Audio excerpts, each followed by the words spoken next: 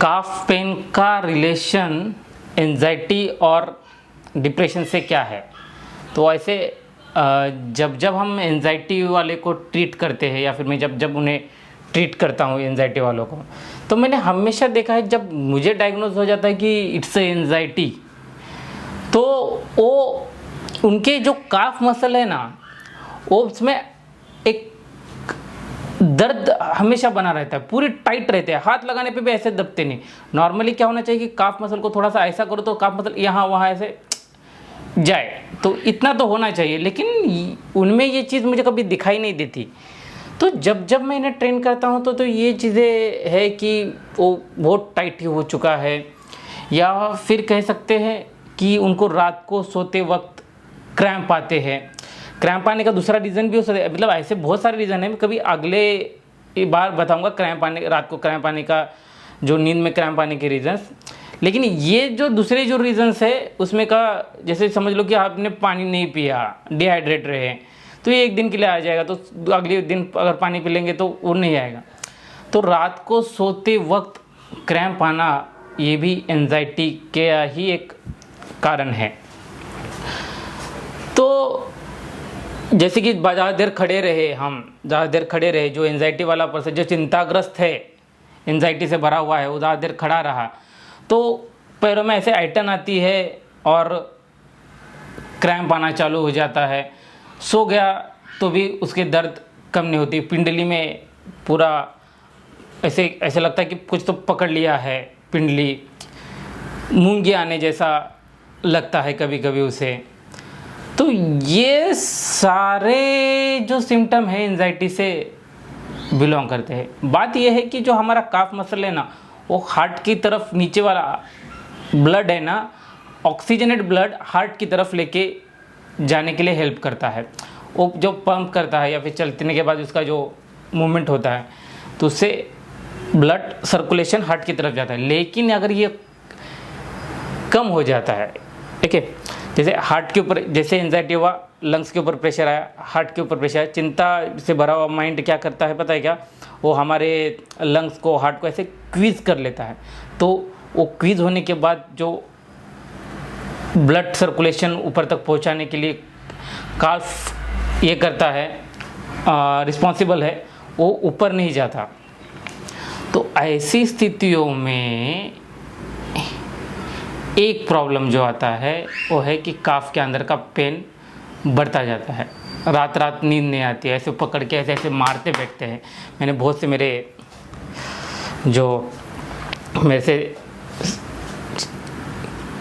Student जो है training लेते हैं, उनको इस स्थितियों से गुजरते हुए देखा है। तो ये काफ का एक बहुत बड़ा रोल है। काफ के साथ साथ हमने क्या देखा, लंग्स का भी बड़ा रोल है, ब्रेन का भी बड़ा रोल है, लेकिन ये सब आपसी जुड़ा हुआ है। तो मैक्सिमम ऊपरी टाइम में जब ट्रेन करता हूँ तो लोग हमेशा मुझे क्या बोलते हैं, कि ये स्लो वॉकिंग क्यों करवाते हैं, फास्ट वॉकिंग करवाना चाहिए, फास्ट वॉकिंग में फ़ायदा होता है। ये बहुत से मेरे पास ऐसे लिस्ट लेके आते हैं फ़ायदे की। फास्ट, मुझे पता नहीं कि कहाँ से सीखते आते हैं या फिर कौन बताता है इन्हें इतनी लिस्ट।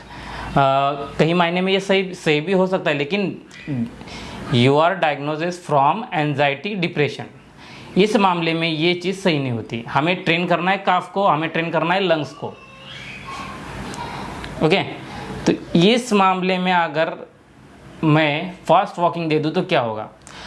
आध्यात्म में जब जब आपको ट्रेन किया जाता है ना, अध्यात्म की किसी भी प्रोसेस में जब जब आपको ट्रेन किया जाता है, तो सबसे पहले एक बात देखी जाती है कि सामने वाले के अंदर कितना संयम है, कितना धैर्य है। अगर आपके अंदर संयम और धैर्य नहीं है तो आप इनपेशेंस में चले गए हो, और एंजाइटी इनपेशेंस से और बढ़ती है। तो मुझे बताओ, अगर आप तेजी से चल रहे हो तेजी से, तो आपके अंदर एंजाइटी बढ़ेगी कम होगी?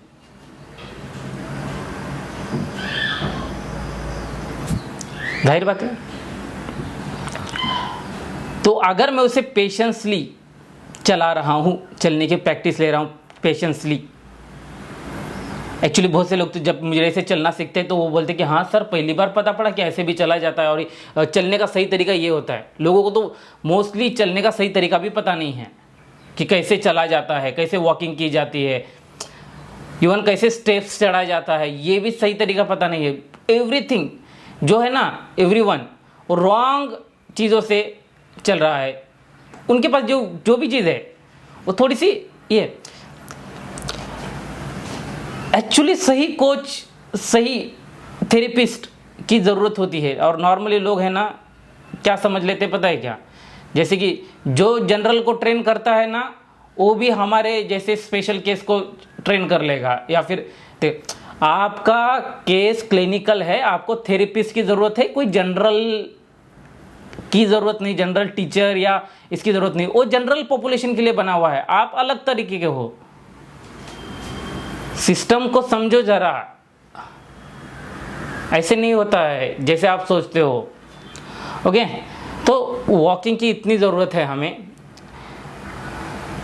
तो यही एक कारण है कि मेरा जो वॉकिंग करने का तरीका, जैसे मैं मेडिटेटिव वॉकिंग करवा लेता हूँ, बेयर फुट वॉकिंग करवा लेता हूँ, और क्या कहते हैं रिवर्स वॉकिंग करवा लेता हूँ। तो इस वक्त जब लोग देखते हैं तो थोड़ा सा नया लगता है। अब किसी को भी वहाँ पे बैठकर मैं समझा नहीं सकता या फिर अलग से बता नहीं सकता, क्योंकि हर एक का जो माइंड है वो अपने अपने एक थेरेपी में या अपने अपने एक थेरी में झगड़ा हुआ है। लेकिन अगर आपको एंजाइटी और डिप्रेशन से डील करना है तो काफ को इस तरह से ट्रेन किया जाए। और अपने आप को काफ को ट्रेन करते करते तुरंत लंग्स भी ट्रेन हो रहे हैं, वहाँ पे जगह पे हो रहा है, कंपाउंड मूवमेंट है, तो ये दोनों को जगह पे ट्रेन कर रहे हैं। तो अगर आपकी पूरी पोटेंशियल के साथ आपने अगर काफ को ट्रेन कर लिया, एक दिन में बहुत अच्छे से ट्रेन कर लिया, उसका पूरा अपने अच्छे थेरेपिस्ट के साथ मिलकर या आपके आध्यात्मिक गाइड के साथ मिलकर उसे ट्रेन कर लिया, उसके अंदर ऊर्जा भर ली, उसे चार्ज कर लिया लंग्स को और काफ को, तो आपका एंजाइटी कम हो जाएगा, कम से कम 2-3 दिन के लिए। अगर इसे हम डेली करते चले जाए, डेली रूटीन में लाते चले जाए, तो एंजाइटी का नामो निशान भी खत्म हो जाएगा। आपके अंदर का आध्यात्मिक प्रक्रिया बहुत सुपर है, ऊर्जा से भरी हुई है, उसे वहाँ पे ऊर्जा का ही उपयोग किया जाता है। तो आप जब आध्यात्मिक को देख रहे हो तो दूसरी किसी, या आध्यात्मिक या योगा को देख रहे हो तो दूसरी किसी पेथी की बात अलग तरीके से रखा करो, क्योंकि उनका एक अलग महत्व है, उनके स्कूल ऑफ थॉट्स अलग है। आध्यात्म और योगा के स्कूल ऑफ थॉट्स अलग है। आपको इतना अंतर अपने आप में देना पड़ेगा।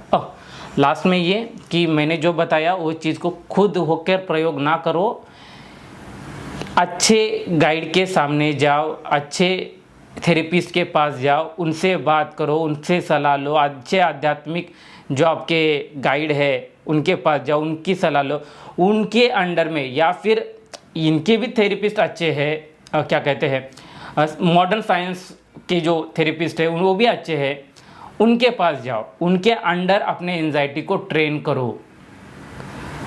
ओके, जनरल ट्रेनर की बात नहीं कर रहा हूँ, जनरल टीचर की बात नहीं कर रहा हूँ, या जनरल किसी की बात नहीं कर रहा हूँ, स्पेशलाइज पर्सन, उनके पास जाओ और अपने आप को ट्रेन करो, सुधारो। सब कुछ खत्म हो सकता है, आपकी तरफ का भी एक पैर आगे बढ़ाना चाहिए, समझ लेना चाहिए चीज़ों को। ठीक है, धन्यवाद।